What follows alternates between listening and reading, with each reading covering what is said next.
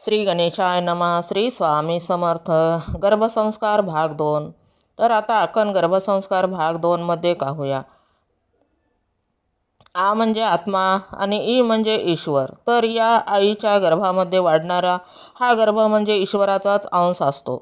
तो जन्माला येताना 50% त्याचे प्रारब्ध सोबत घेऊन येतो व 50% हे त्या जन्माला आल्यानंतर म्हणजेच गर्भापासूनच त्याच्यावर होणारे संस्कार यावर ते मूल घडत असते. परमेश्वराने आईची निर्मिती यासाठीच केली असावी. तो आपल्या प्रत्येकापर्यंत पोहोचू शकत नाही. म्हणून आई हेच त्या जन्म घेणाऱ्या बाळाचे ईश्वर होय. या आईमध्ये एवढे सामर्थ्य आहे की ती योग्य संस्काराद्वारे आपल्या बाळाला हवे तसे घडवू शकते. यासाठी बाळ गर्भात असताना आईने काय करायला पाहिजे?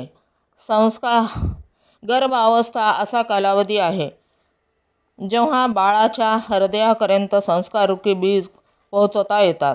गर्भधारणेच्या पूर्ण कालावधीमध्ये आईचे मन ज्या भावनांनी युक्त असते ते सर्व गुण बाळामध्ये येतात.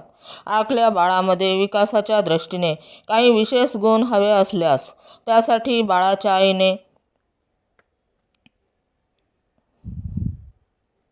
काही प्रयत्न करायला हवेत.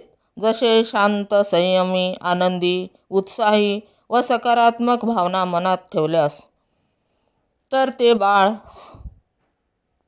होणारी संतती शांत, शरीराने सुदृढ व सक्षम स्वरूपाची निर्माण होते.